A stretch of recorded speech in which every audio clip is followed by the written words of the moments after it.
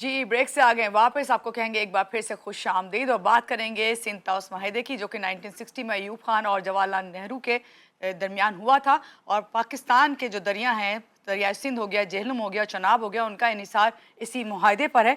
पाकिस्तान और भारत के दरमियान अभी आने वाले दिनों में एक मुआहदा जो है, जिसे मैंने आपको बताया कि दुनिया सब जानती है कि मुआहदा बैन अल-अक़वामी तौर पर किया गया था, कामयाब तरीन आबी मुआहदों में से शुमार किया जाता है। ताहम ये जो महीने गुजरे हैं, उसमें भारत की जानिब से मुआहदे की जो मुअत्तली है और उसके साथ साथ जो दरियाओं पर मंसूबों और पाकिस्तान के हिस्से के पानी के हवाले से बयानात ने जो खित्ता है, उसमें तशवीश जो है उसकी लहर पैदा कर दी है। पाकिस्तान ये बल्कि वाजे कर चुका है कि पानी इसके लिए कौमी सलामती और बका का मसला है, जबकि माहिरीन खबरदार करें कि आबी वसाइल को बतौर हथियार इस्तेमाल करना पूरे खित्ते के लिए जो है, खासतौर जो पूरा खित्ता है उसका जो अमन है उसके लिए खतरनाक साबित हो सकता है। इन तमाम पहलुओं पर बात करेंगे। आज हमारे साथ जो गेस्ट हैं, मैं चाहूँगी उनसे आपका तारुफ करवाऊँ। हमारे साथ मौजूद हैं इस वक्त वाटर एक्सपर्ट नसीर मेमन साहब। इनसे मिलते हैं और जानते हैं। अस्सलाम वालेकुम नसीर साहब, कैसे हैं आप? सुबह खैर। वालेकुम सलाम, बहुत शुक्रिया। आपका बहुत शुक्रिया, आपने हमें ज्वाइन किया। ये बताइए सबसे पहले हम सबको कि ये सिंध तास माहिदा क्या है और इसकी पाकिस्तान के लिए क्या अहमियत है? जी, सिंतास मुआहदे की शुरुआत 1948 के अप्रैल में होती है, जब माधोपुर और फिरोजपुर से दो नहरें जो पाकिस्तान की तरफ बहती थी, उसके दरवाजे इंडिया ने बंद कर दिए थे। दरवाजे इंडिया की तरफ थे, जिस तरह से वो लाइन ड्रा की गई, बॉर्डर लाइन, और जो नहरें थी वो पाकिस्तान में बहती थी। जी। तो वहाँ से तनाज़ा शुरू हुआ। पाकिस्तान ने एहतजाज किया कि उस वक्त अप्रैल के महीने में खरीफ के वक्त पानी की बहुत ज़रूरत थी, तो मजबूरन पाकिस्तान ने कुछ कंप्रोमाइज़ेज़ भी किए उस वक्त, क्योंकि मजबूरी थी। जी। और उसके बाद ये नेगोशिएशन चलते रहे, उसमें वर्ल्ड बैंक और दुनिया के ममालिक बैकडोर पे वो इन्वॉल्व रहे, और इसको 10 साल लग गए, 12 साल लग गए, जब जाकर 1960 में ये मुआहदा तय पाया। और इसकी रूह से 3 मशरकी दरिया मुकम्मल तौर पर भारत के हवाले हुए जी। और 3 मगरबी दरिया पाकिस्तान के हवाले हुए। और उन पे उसमें तवील शराइत लागू की गई कि जो मगरबी दरिया पाकिस्तान के हिस्से में आए, इंडस, झेलम और चनाब, उस पर अगर इंडिया ऊपर कोई हाइड्रो पावर के प्लांट्स भी बनाएगा, लगाएगा अगर पावर प्लांट्स, उसकी भी बहुत डिटेल्ड स्पेसिफिकेशंस मौजूद हैं। जी। एक एक चीज उसमें मुहैया की गई है। उसका जो आर्टिकल 9 है, वो ये रहनुमाई देता है कि अगर दोनों ममालिक के दरमियान किसी तरह का तनाज़ा हो तो उसका तस्फिया कैसे होगा। जी। वो तीनों मॉडल मौजूद हैं, उसमें कहीं जिक्र नहीं है कि कोई मुल्क खड़ा होकर कहेगा कि आज से हम उस माहे को नहीं मानते। ये कहीं प्रोविजन नहीं है। तो जो मोदी साहब ने किया है, वो सरीहन खिलाफ वर्जी की है इस आलमी गारंटीड मुआहदे की। हम्म। आपी मामलात आम मुआहदे नहीं हैं, ये 25 करोड़ इंसानों के वजूद और जिंदगियों का मामला होता है। तो ये इंतहाई फाशिस्ट रवैया है मोदी का, जिसके तहत उसने उसको यूनिलेटरली सस्पेंड किया हुआ है, और जिसकी वजह से ये पूरा एक तकलीफ दा माहौल पैदा हुआ है इस वक्त। जी। नसीर साहब, अगर भारत दरियाओं के जो बहाव है उसको रोकता है और रुकावट डालने की कोशिश करता है, तो पाकिस्तान को जो है इस सिलसिले में फौरी तौर पर कौन से खतरात हैं जो कि पेश आ सकते हैं?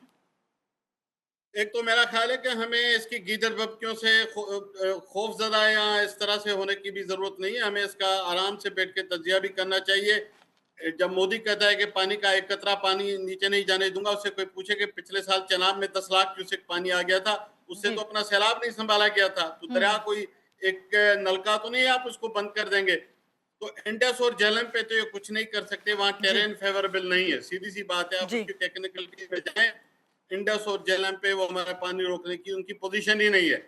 रह गए चनाब में, तो ये नमूनेबाजियां करते हैं, 2 दिन रोक दिया, अचानक छोड़ दिया, अचानक रोक दिया। ये कुछ दिन अर्ली खरीफ और रबी के सीजन में ये ड्रामेबाजियां कर सकते हैं। खरीफ में जैसे मैंने बताया, पिछले साल जब सैलाब आया, चनाब इनसे संभाला नहीं जाएगा, चनाब बड़ा जी। दरिया है। जी। तो मेरा एक ख्याल है कि हमें उस पर अपनी वॉइस तो रेज करनी चाहिए। इंडिया के इस फाशिस्ट रवैये की मुंह दिख है, जी। उसको हमें बिल्कुल उस पे एक जो हमारा पाकिस्तान का स्टैंड है बैन अवी फोरम्स पे वो जाना चाहिए। लेकिन पाकिस्तान के लोगों को एकदम से खौफजदा होने की जरूरत नहीं कि कल से हमारा पानी बंद कर देगा, ये उसके लिए मुमकिन भी नहीं है। सही। नज़ीर साहब, अभी आपने खुद भी कहा कि बैनुल-अक़वामी तौर पे जो है पाकिस्तान को आवाज़ उठानी चाहिए और जाना चाहिए। पाकिस्तान के पास कानूनी, सिफारती और सियासी सतह पर क्या ऑप्शंस मौजूद हैं आपकी नज़र में? ये तीनों ऑप्शन जो है ना, ये इकट्ठे चलेंगे, क्योंकि अब ये टेक्निकल मामला कम रह गया है, बल्कि टेक्निकल है ही नहीं, ये हुँ। सिफारती, सियासी और बैन अवी किस्म का मामला है। और एक हद तक अब ये सिक्योरिटी इशू बन जाएगा। तो एक तो कल पाकिस्तान ने उसका जो आगाज किया है, आगाज तो वैसे पहले ही करता रहा है, लेकिन कल एक बहुत बड़ी कॉन्फ्रेंस हुई है पाकिस्तान में, जी। जिसमें बैनुल अक़वामी माहिरीन और सिफारतकार भी मौजूद थे, जहां पाकिस्तान ने अपना पॉइंट ऑफ व्यू क्लियरली बयान किया है। और मेरा ख्याल है कि ये दुनिया के दूसरे ममालिक में भी हमें जाके इस तरह के प्रोग्राम्स करने चाहिए। दुनिया में आपी मामलात और तनाज़ात और आपी हुकूक पे जो इंटरनेशनल इदारे काम करते हैं, पाकिस्तान उसको अप्रोच कर सकता है। पाकिस्तान यूएन में बात कर सकता है, Pakistan international arbitration council court के लिए दरख्वास्त दे सकता है, वर्ल्ड बैंक को अप्रोच कर सकता है, जो उस वक्त जामिन था, अब जी। नहीं है लेकिन उस वक्त जामिन और सालिस था। तो आई थिंक डिप्लोमेटिक और पॉलिटिकल फ्रंट पे एक बड़ा जहान है जिसपे पाकिस्तान को ये मामला उठाने चाहिए। तो मेरा ख्याल है उस पर पाकिस्तान काफी कॉशियस है। अभी हमें पाकिस्तान से बाहर इस बात को ले जाना चाहिए, अपने आर्ग्यूमेंट जो कि ह्यूमन राइट्स बेस्ड हो, जो वाटर राइट्स बेस्ड हो। जी, नसीर साहब, जिस तरह आपने कहा कि इसे फौरी तौर पे आलमी सतह पर लेके जाना चाहिए और यकीनन इस पे काम चल रहा है। चीन के माहिरीन की जानिब से भी जिस इंतास मुआहिदा के निज़ाम ताउन बढ़ाने की तजवीज़ दी गई और चाइना की नुमाइंदे ने जो इस पर बात भी की है, तो ये बताइए क्या इनका क्या रोल है चाइना का? देखिए, चाइना के नुमाइंदे ने तो एक बड़ी अहम बात की, बड़ी खुल के बात की कि आप अगर आज किसी और मुल्क के अपस्ट्रीम पे हैं तो यह ना भूलें कि आपके भी तो अपस्ट्रीम पे कोई है ना। हम्म। जो शेल्ड रिवर्स हैं, ये दुनिया में मुख्तलिफ जगहों से गुजरती हैं। कोई मुल्क ऊपर होता है, फिर मुल्कों के अंदर ऊपर नीचे के भी तनाजात होते हैं और दुनिया में बेनता है, ऐसी कोई नई बात नहीं है। मिकांग रिवर पे मेरा ख्याल है 8-9 कंट्रीज सिग्नेटरी हैं, वो मिकांग रिवर के पानी पे वहां भी तनाजा चलता है। जी। नाइल पे भी इथियोपिया ने जो ग्रैंड रेनेसांस डैम बनाया उसकी वजह से इजिप्ट अपसेट है। तो ये शेयर्ड वाटर्स पे इश्यूज चलते हैं। तो चाइना ने दबे नहीं, खुले अल्फाज में इंडिया को कहा है कि अगर इंडस या किसी के ऊपर आप स्क्रीन पे बैठे हैं तो कोई ब्रह्मपुत्रा पे भी तो बैठा है। आप आज एक कंट्री के साथ ज्यादती करेंगे, कल कोई और आपके साथ कर लेगा। तो मेरा ख्याल है ये रवैया जो मोदी का है, ये खुद इंडिया के लिए नुकसानदायक है। इंडिया के अवाम को, इंडिया के माहिरीन को समझना चाहिए जी। कि अगर एक मुल्क के साथ आप फाशिस्ट रवैया रखेंगे, अपस्ट्रीम पे बैठ के किसी एक पानी के राइट होल्डर के हकूक गजब करने की कोशिश करेंगे, तो फिर नीचे भी तो कोई बैठा है। मेरा ख्याल है इस तरह से जो चीजें फिर एंडलेस एक तकलीफ दा माहौल पूरे रीजन में फैलेगा। ये सिर्फ एक मुल्क तक फिर महदूद नहीं रहेगा।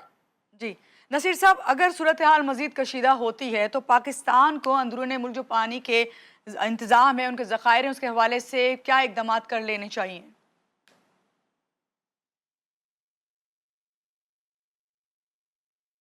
जी, नसीर साहब, अभी जिस तरह की सूरत हाल है और मज़ीद जो है अगर वो बिगड़ती हुई नज़र आती है पाकिस्तान को, तो फ़ौरी तौर पर अंदरूनी मुल्क जो पानी के निज़ाम है या ज़खायर हैं, उस सिलसिले में पाकिस्तान को क्या करना चाहिए? मेरा ये ख्याल है कि पाकिस्तान को जो कुछ भी करना है वो मोदी के गीदड़ बकरियों के रद्द-ए-अमल में नहीं करना चाहिए। हुँ।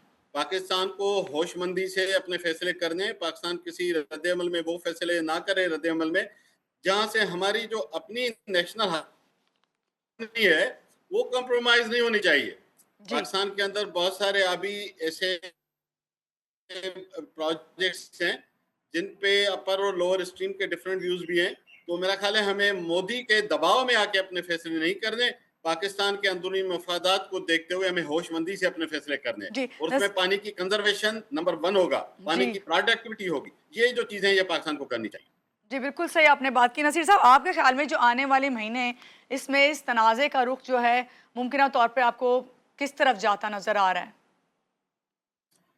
मुझे लगता है कि आलमी सतह पे पाकिस्तान की आवाज़ सुनी जाएगी। पाकिस्तान की जो जो दलाइल है, जो पाकिस्तान का पॉइंट ऑफ व्यू है, उसको दुनिया रेस्पेक्ट करती है।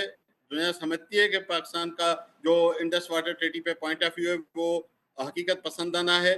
तो मुझे यकीन है कि आलमी दबाव बढ़ेगा मोदी के ऊपर, खुद अंदरूनी दबाव बढ़ेगा, रीजनल दबाव बढ़ेगा। तो मोदी को किसी स्टेज पे इससे बैकआउट करना पड़ेगा। उसकी पहले भी सुबकी हुई है एक जंग में, तो अभी कॉन्फ्लिक्ट में, तनाज़े में भी उसको सुबकी ही नसीब होगी। जी, आपने बहुत अच्छी बात की। यकीनन हमने हमेशा यही देखा है, लेकिन फिर भी आपसे पूछूँगी कि पाकिस्तान को अपने आबी हकूक़ के तहफ़्फ़ुज़ के लिए क्या जामे हिकमत अमली जो है, उसे अपनाना होगा? पाकिस्तान को सिफारती सतह पे दुनिया भर में अपना केस पेश करना है, जिसकी मैंने गुजारिश की कि कल उसका एक आगाज हमें नजर आया कॉन्फ्रेंस की हुँ, शक्ल में। हुँ। और जितने भी बैनुल अक़वामी इदारे जो अभी मामलात में या बाहमी तनाज़ात, क्रॉस बॉर्डर कॉन्फ्लिक्ट्स के ऊपर काम करते हैं, उन सबको पाकिस्तान की तरफ से इस तरह की पोजीशन पेपर जाने चाहिए। पाकिस्तान का टेक्निकल और पॉलिटिकल आर्गूमेंट वहां तक पहुंचना चाहिए। देखें, ये सिफारती मामला है, हम किसी तरह की पाकिस्तान जंगी जारहत में न कभी पाकिस्तान ने यकीन किया है, न पाकिस्तान उसको मानता है। जी लेकिन पाकिस्तान के ऊपर एक आबी जारहत जो है मुसल्लत की जा रही है। मेरा ख्याल है आलमी फोरम्स पे हमें अपने पॉइंट ऑफ व्यू, हमारा बहुत ही स्ट्रांग केस है, बिल्कुल, हमें आपने हर सही कहा। इंटरनेशनल फोरम नसीर पे अपना साहब, केस ये ले ज़रा जाए। मैं चाइना के हवाले से बात करूँगी। उन्होंने तजवीज़ दी है कि हमें जो इस मुआहदे में जो है शामिल किया जाए, तो इस हवाले से आप क्या कहेंगे? देखिए, चाइना स्टेक होल्डर है। ये दरिया सारे चाइना से गुजर के और फिर इंडिया से गुजर के पाकिस्तान आते हैं या इंडिया में दाखिल होते हैं। जी, ये पूरी रीजन का मामला है, इसको रीजनल इशू के तौर पर देखना चाहिए। जी, ये सार्क ममालिक का इशू है। ये हम केकेएच रीजन जो कहलाता है, कराक्रम और हिमालय हिंदू कुश का रीजन, ये बहुत ही फ्रेजाइल रीजन है। आगे क्लाइमेट चेंज की वजह से यहाँ ग्लेशियर बहुत तेज रफ्तारी से पिघलने हैं, अभी भी पिघल रहे हैं, तो इंडिया खुद भी उसका शिकार होगा। चाइना के रिवर्स जो 10 बड़े दरिया के रीजन में हैं, उसके अंदर उन दरियाओं के ऊपर एक चैलेंज है। लिहाजा मैं समझता हूँ इसको रीजनल डिबेट और डिस्कोर्स का इशू बनाना चाहिए, क्लाइमेट चेंज की कंटेक्स में, शेयर रिसोर्सेज की कंटेक्स में। ये चाइना का जो नुक्ता नज़र और तजवीज़ है, ये बहुत ही वैल्यूएबल है। अच्छा, जिस तरह चाइना की जो तजवीज़ है, ये वैल्यूएबल है और यकीनन है, इस तरह आप समझते हैं कि ओवरऑल जो है बैनुल-अक़वामी तौर पे इस मुआहदे के बारे में जब बात हो रही है और पाकिस्तान कर रहा है, तो इसको सीरियस लिया जाएगा? बिल्कुल सीरियस लिया जाएगा, क्योंकि दुनिया देख रही है पाकिस्तान ने हालिया जो सिफारती किरदार अदा किया है, उसकी वजह से पाकिस्तान का प्रोफाइल आलमी सतह पे बहुत इम्प्रूव हुआ है, बहुत ही जी, उसका एक इमेज डिफरेंट तरह से उभरा है। दुनिया पाकिस्तान को अब एक मुख्तलिफ जाविये से, मुख्तलिफ आंख से देखती है। पाकिस्तान के पॉइंट ऑफ व्यू को कोई इग्नोर नहीं करेगा। लिहाजा मेरा ख्याल है कि पाकिस्तान को मुस्तकिल मिजाजी के साथ अपने पॉइंट ऑफ व्यू को रेज करना चाहिए। जी। कोई 2-4 दिन में, महीनों में, 1-2 साल में हमारा पानी उठा के मोदी नहीं ले जा सकता। इस दौरान हमें सिफारती महाज पे अपनी लगातार जदोजहद करनी जारी रखनी पड़ेगी। दुनिया पाकिस्तान की आवाज़ को बिल्कुल सुनेगी। जी, बहुत शुक्रिया नसीर मेमन हमारे साथ हैं, जो कि हमसे बात कर रहे थे सिंतोस माहिदे पर। यहाँ लेंगे एक छोटी-सी ब्रेक के बाद वापस आते हैं, रहिएगा आप हमारे साथ।